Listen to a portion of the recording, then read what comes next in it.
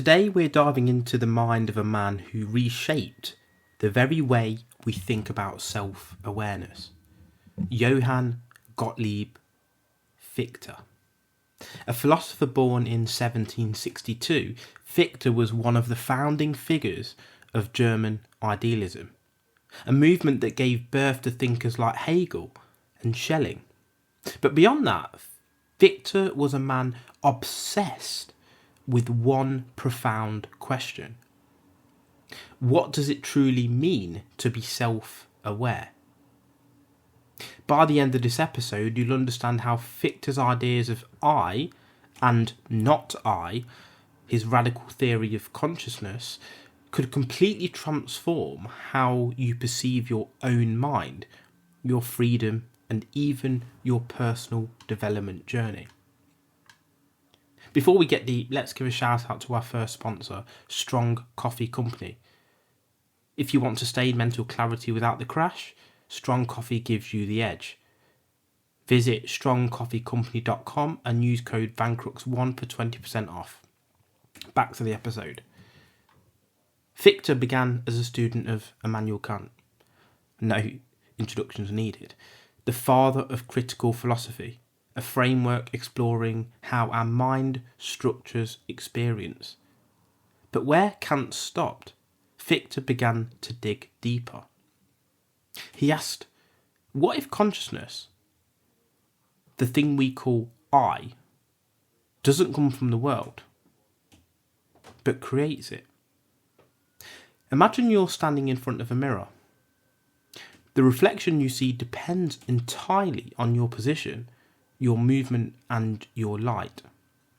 Fichte believed our perception of the world is like that mirror, not showing something out there, but something our consciousness is actively shaping.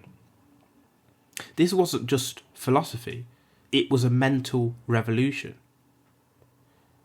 He called it Wissenschaftslehre, which is German, and literally it means the science of knowledge.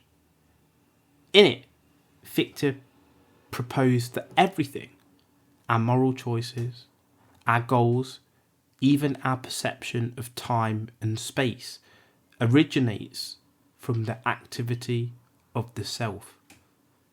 The self is not passive. It's not a spectator. It is, in fact, a creator. So let's try and visualise Fichte's central idea. The I and the not I. If you think of that at two distinct ends of a spectrum, I on one side and not I on the other. The binary choice.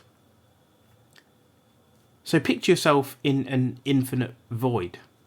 No sound, no texture, no light, and no other beings. There's only awareness. You. Now pause. If there's nothing else, how could you possibly know you exist?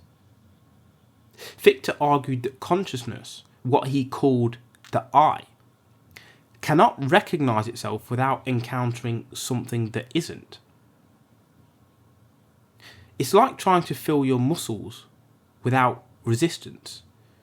Impossible. You need the weight, the pushback, the contrast. That contrast is what Fichte called the not I. Everything that stands outside your sense of self.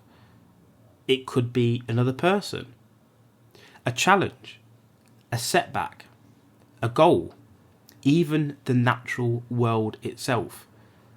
Here's the key insight. The I defines itself by pushing against the not I. When you set a goal, say to get in shape, to build a business, to learn a skill, that goal represents the not I, the version of reality that's not yet you. And as you struggle towards it, as you resist the resistance, your sense of identity expands. You become more. Fichte's philosophy turns struggle into sacred ground. It means that every obstacle, every tension, every opponent is not there to destroy you, but to define you. Without resistance, there's no identity. Without tension, there's no growth. The I needs the not I the way a flame needs oxygen. Too little and it dies. Too much and it burns out. So the goal is balance. To engage the world with resistance, but not resentment. To treat life not as a wall in your way, but as the gym where your soul trains to grow stronger. This episode is sponsored by More Labs. When you're pushing your boundaries, mentally or physically, recovery matters. More Labs creates that drink that hydrates and restores focus. Visit morelabs.com and use code BANCRUX1 for 25% off. Back to the episode. Fichte's next radical move was to deny the existence of noumena, Kant's idea of things in themselves, or the unknowable reality behind appearance. Fichte said, forget noumena. Everything that matters arises from consciousness itself. There is no thing in itself outside of the self's activity. It's like being a dream. When you dream, everything from the mountains to the monsters emerges from your own mind. To Fichte, waking reality isn't so much different. Your consciousness is the generator, the source code of meaning. This view transformed how we think about freedom. You're not a passive being reacting to an external world. You are the author of your experience. The I is both the writer and the reader of reality's story.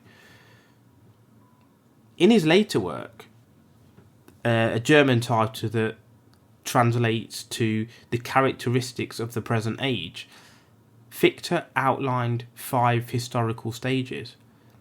Number 1 was instinct, when humans act purely by impulse. 2 was authority, when power structures emerge.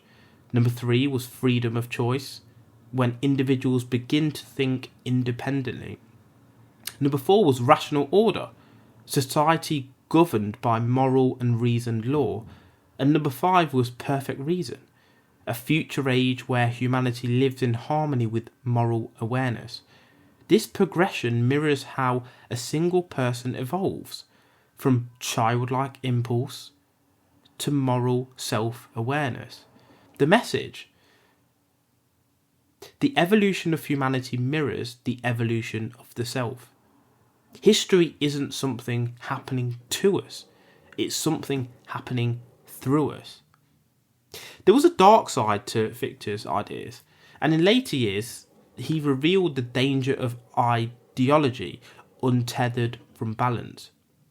In his attempt to define a moral state, he leaned into ideas of national self-sufficiency, autarky, promoting a vision of an isolated, self-contained German nation. He argued this nation should control trade, currency, and relations with the outside world.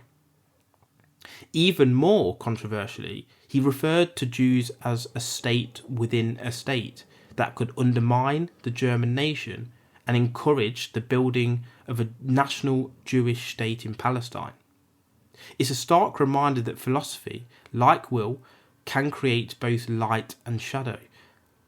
The power to define self can just easily define other.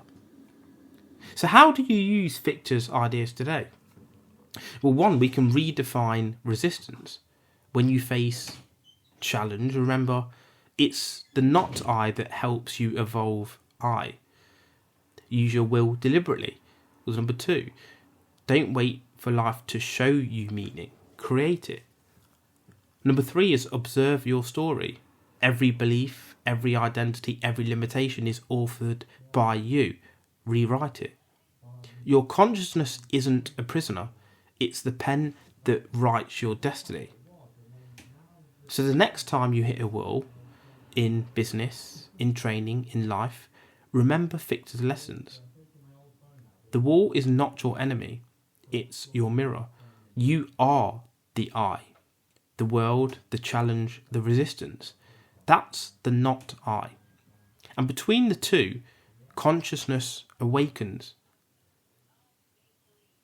Before you go, if you're looking to optimize focus, calm and creativity, check out Liquor Gummies. Head to liquor.com, Liqure, and use code VANCRUX1 for 20% off.